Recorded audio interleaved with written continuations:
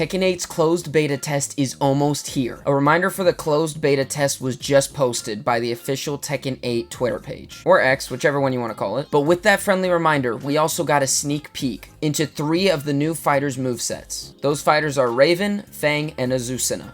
Azucena? I still don't know how to say her name. But not only do they give us a sneak peek into their moveset, they also give us somewhat of a description about that fighter. So I'm going to go over those right now. Starting with Azucena. I still don't know if I'm saying her name right. Alright, I'm going to attempt her full name. Don't make fun of me. Azucena Milagros Ortiz Castillo. Yes, no, maybe? I don't know. Known better as the Coffee Queen, is beloved for her innocent personality and her fearless fighting style as an MMA champion. The only daughter of the family who owns Ortiz Farm, a coffee plantation located 2,000 meters above sea level, Azucena grew up observing her father's trade and dreamed of becoming the world's best coffee farmer. To make her dream come true, a young Azucena conducted countless experiments by cultivating new coffee plants based on her novel ideas. Although adults around her rejected her ideas time and time again, Azucena used her rejection to motivate herself and continued to refine her daring spirit. A few years later, Azucena's efforts finally bore fruit, and her coffee beans were awarded the highest quality rating at a world-renowned trade fair, making her a rising star within the industry. Azucena continued to challenge herself using her positive thinking and ingenious ideas to pursue and achieve success both as a model and dancer. Wow, okay. Kind of like Manon from Street Fighter. She even studied business administration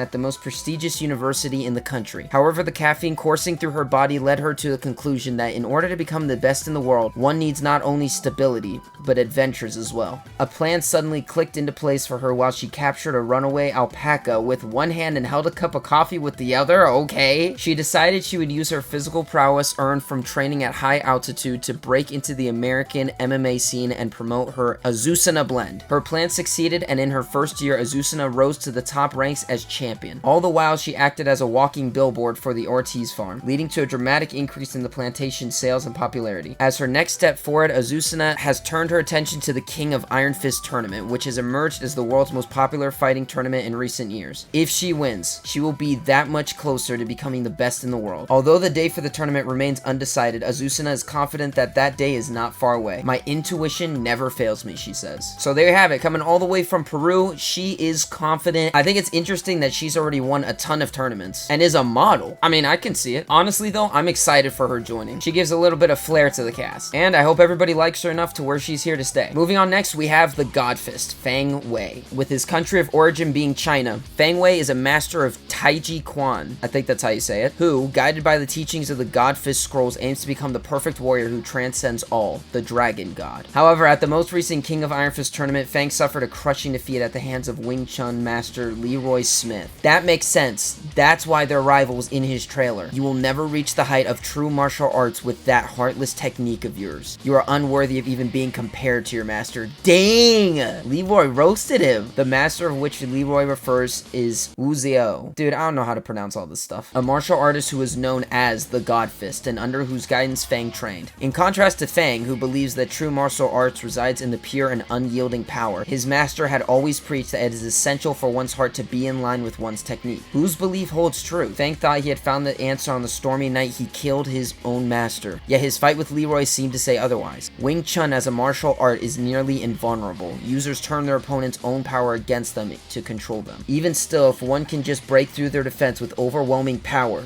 then Fang uses his rage as fuel for his training and travels to every corner of the globe, destroying masters who excel in self-defense as he grows even more powerful. 6 months pass and Nina Williams visits Fang with a proposal. She promises him that if he lends his support to G-Corp, they will provide him with an opportunity to avenge himself against Leroy. Although he knows that such an offer means he will become an accomplice to G-Corp, Fang gives his assent. Fang scoffs at the ridiculous concept of heart that his dead master and Leroy value so much, continuing down the path he must take to become the Dragon God. So Fang is working with Nina, aka G-Corp, to get to Leroy. That is interesting, because I saw in a comment section that somebody was thinking maybe that's Hwoarang, like that is kind of the route that he was going to go to get to Jin, to fight him and settle who is better once and for all, since he's Jin's rival. So that is interesting, knowing that Fang is siding with G-Corp in this war. Dang, that's crazy. And finally, we have the Shadow Agent, Raven. His country of origin is unknown, and his fighting style is ninjutsu, which is honestly just super sick. Codename Raven, an agent and ninjutsu master. He is tasked with special ops missions for the UN's independent forces. Raven has engaged in missions all over the world, utilizing his ninjutsu to put a stop to conflicts before they even begin.